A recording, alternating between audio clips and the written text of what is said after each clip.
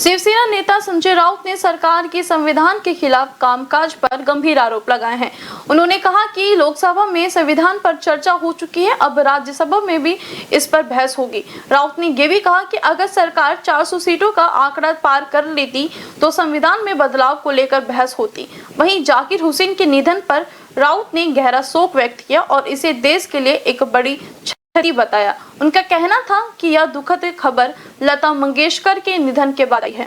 देखिए, no confidence motion के बारे में तो हम चर्चा करेंगे बाद में, लेकिन आज संविधान के ऊपर चर्चा होगी, डिबेट होगा। लोकसभा में चर्चा हो गई, अब राज्यसभा में चर्चा होगी। देश संविधान नहीं मान रहा है, जो सरकार है संविधान के खिलाफ काम कर रही है, चाहे न्यायपालिका हो, चाहे चुनाव आयोग, चाहे राजभवन हो, चाहे संसद हो, जहाँ जहाँ संविधान की चौकीदारी होनी चाहिए, वहाँ संविधान के बारे में जो भूमिका सरकार ले रही है वो देश के हित में नहीं है।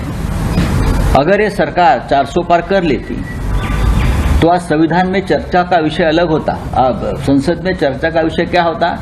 संविधान बदलना क्यों जरूरी है, उस पर डिबेट होता। लेकिन 400 पार को ब्रेक लग गया, इसलिए हम संविधान पर चर्चा कर रहे हैं। देश की जनता का हम आभार मानते हैं कि आपने ब्रेक लगा दिया, लेकिन हम चर्चा करेंगे। लेकिन जिस देश की न्यायपालिका, चुनाव आयोग जैसी संस्थाएं नरेंद्र मोदी जी और अमित शाह के दबाव में काम करते हैं, वहाँ संविधान खतरे में है।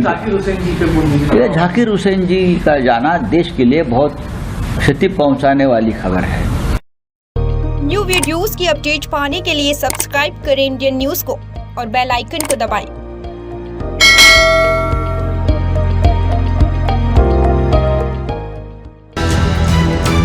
ये है इंदू ब्रॉडकास्टिंग प्राइवेट लिमिटेड और आप देख रहे हैं इंडियन न्यूज, हर पल, हर क्षण, हर सच।